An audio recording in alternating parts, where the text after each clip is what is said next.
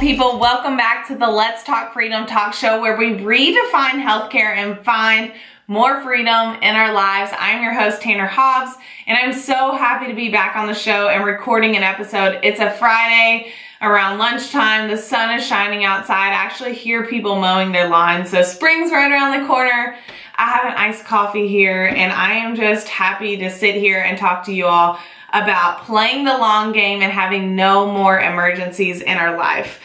What I like to start these episodes off with is just going back to the last episode really quick and kind of recapping it, because I got some really good feedback, I got some really good comments, and I'm loving the insight you all are giving me on these episodes.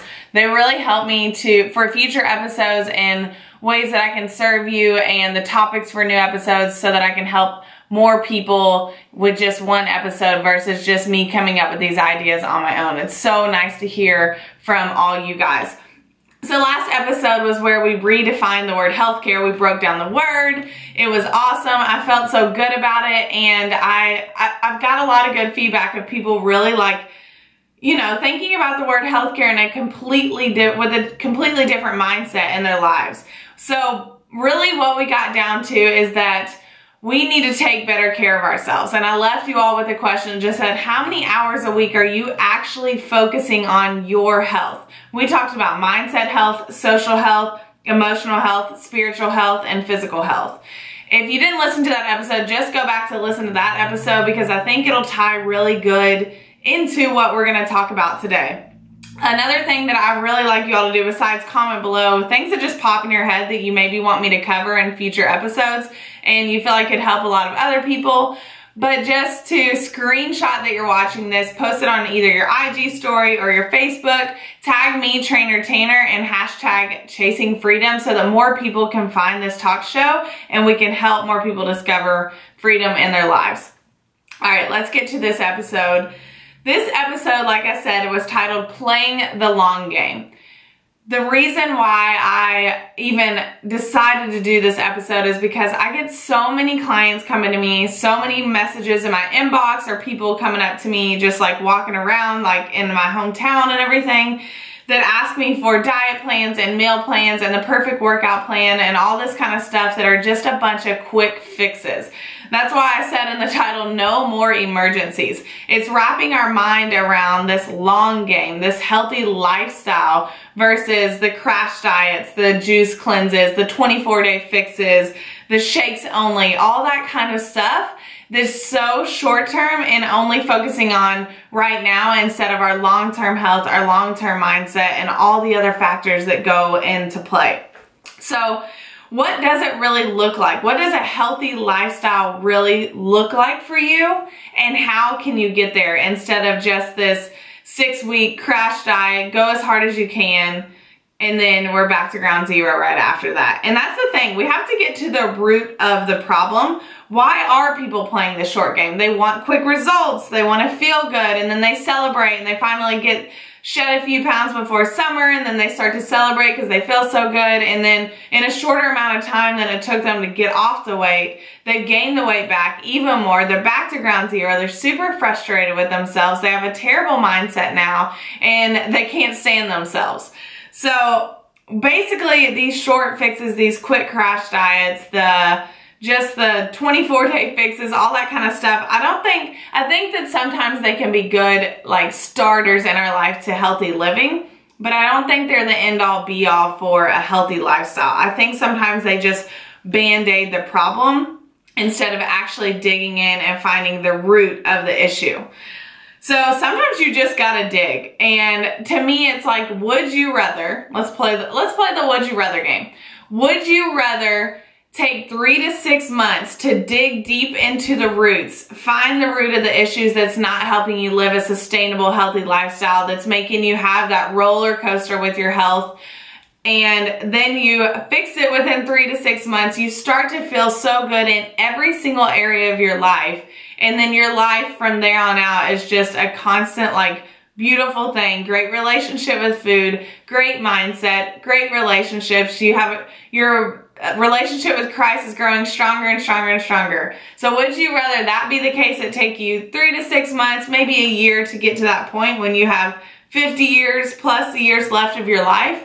Or would you rather have a 6-week fix? By the end of the 6 weeks, you feel amazing, but you also feel like you've restricted a lot of things in your life for the past 6 weeks. Then you go back to where you were. You celebrate, like I said, for a little bit. You're back to where you were within a month, if not in a worse spot, because you feel like you've let yourself down. And then you repeat that forever, right? So would you rather, which side would you rather be on? Take the time to really dig down and find the roots, or just kind of go with the flow, do this hard crash diet, feel really good for like a week, and then start to backtrack again? I like to think about it like planting a tree. Let's kind of create a metaphor around this whole thing. So we buy a young tree. Trees are expensive, so we want this tree. In the future, we're envisioning this giant, beautiful tree in our backyard that we want to grow and be beautiful and our kids to play under and all this kind of stuff.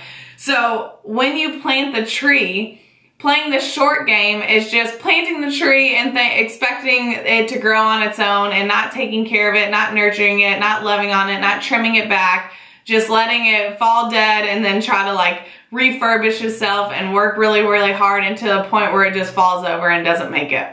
Or and you don't give it any TLC, or we play the long game and we're watering the tree and we're out checking on the tree and we're watching it grow and it becomes this beautiful, strong, giant tree by the time our kids are grown up and can play under it, or by the time we have grandkids that can play under it, and it's a super meaningful tree because you've put a lot of work and TLC into that tree. So let's kind of keep that mindset as we go about this episode. So how do we find the root though? Maybe you don't even know what the root of the problem is at all. So you're like, okay, I get it. Like I need to dig a little bit deeper to help this healthy lifestyle form, but I don't even know what that means, Tanner. That makes no sense to me. So I personally think, and I may be wrong, but I feel like the root of the issue is our mindset and our thoughts. So I love this quote I found, and I'm keeping notes because I will rant and this episode will go hours long and you all will log off and I'll still be ranting. So it's a quote that I love that it says, "It all begins and ends with your mind. What you're giving power to has power over you." And I just think that's so true with our thoughts. And I've honestly seen this a lot in my life within the past, let's say 3 years probably, is this mindset shift and playing the long game in my own life versus the short fixes, wanting to fit in that one pair of pants because I wanted to look good, or I wanted to look good in that bikini because I'm going on that boat to the lake that one weekend. That's what I was living for. That's what I put my identity in, was how others thought of me constantly. But playing the long game is watering the roots, constantly watering the roots. And what the roots here, in my opinion, is our mindset. It is our thoughts. And so now we're going to go even deeper in that. How do you water the roots? So you're like, okay, I get it. I have to change my mindset. I've heard that a million times. I know thoughts are really powerful. Everyone's saying that. I understand, but how do you water your roots? And I talk about this a lot with my clients, and I talk about this a lot always because it's something that's so true and it's so simple and it's such an easy concept to think about, but it's really hard to put into action. But it's just the fact that our thoughts lead into our feelings, which lead into our actions, right? So if you start your day with a bunch of negative thoughts and you don't feel good about yourself, or you don't love the clothes that you put on, and you don't want to go out and do all these things that you have to do throughout the day, then you're going to start to feel that negative energy. You've given yourself that negative energy. You feel nasty. You don't feel good. And then your actions are going to reciprocate all of that. So then you don't eat well, and you're skipping your workouts, and you're making bad decisions, and you're getting mad at people, and you're getting angry in traffic. And it's just this constant battle with your negative thoughts.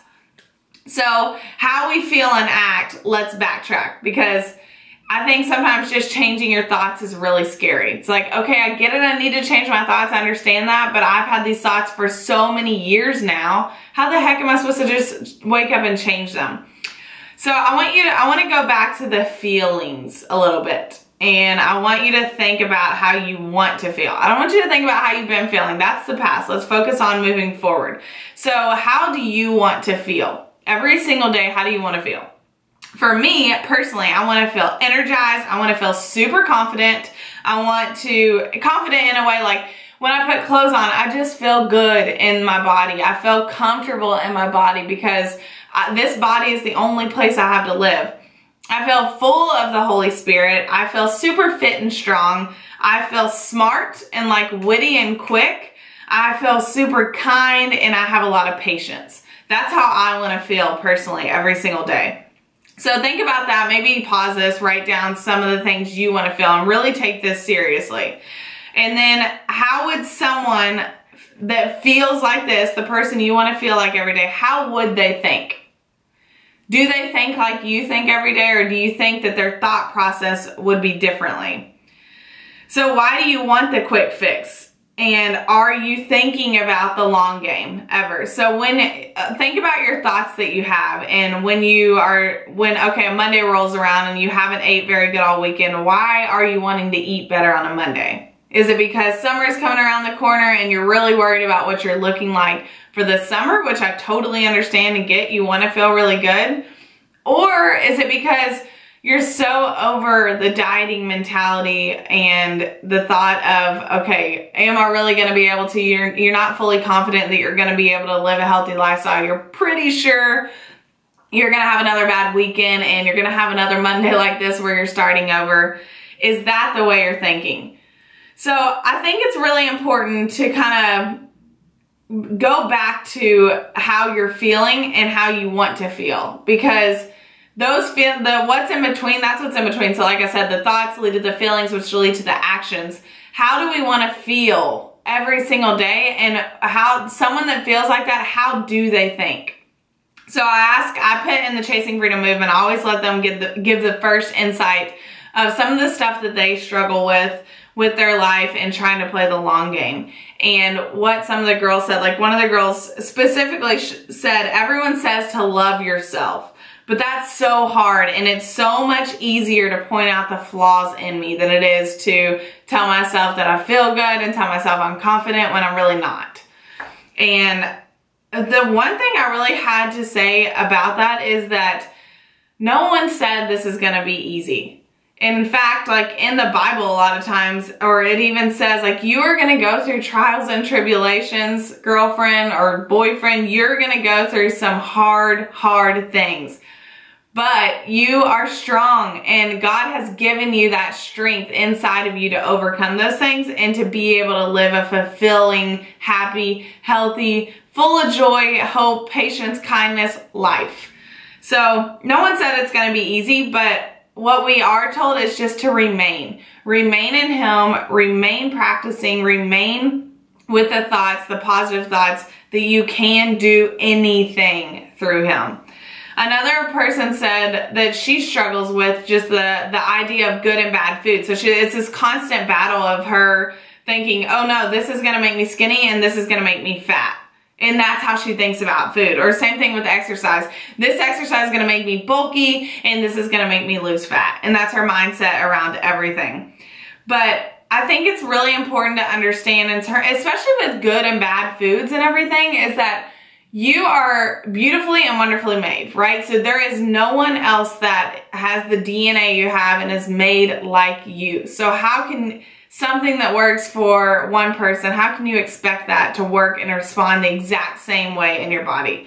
And that's what we're going to get into some of this in this talk show, is just how to feel more in tune with yourself and understand, okay, this is my body. This is how I feel when I eat these things or do these things or do this exercise, and really coming in tune with that and then growing on that and making this your lifestyle and not comparing it to any other lifestyle out there. So I have 3 tips for you guys on watering your roots, because that's the whole thing. We found the root. The root is our mindset and our thoughts. It all starts with that, because then the actions will start to fall into place. And then how do we water the roots? We talked about is really nailing down how we want to feel in our lives and writing that down, and then backtracking. How does someone that feels that way think? What is their thought process? And now I want to tell you, what are the 3 tips to watering your roots in your life so that your tree, you, grows strong and firm and capable and able, and just, it's super nurturing to the world, and it's just a really good place to live. So Tip number 1 is creating a morning routine. I am so passionate about this. I understand there are a lot of busy moms out there that have to get up first thing in the morning and take care of babies. I understand the seasons of life. I really do have a lot of empathy for that.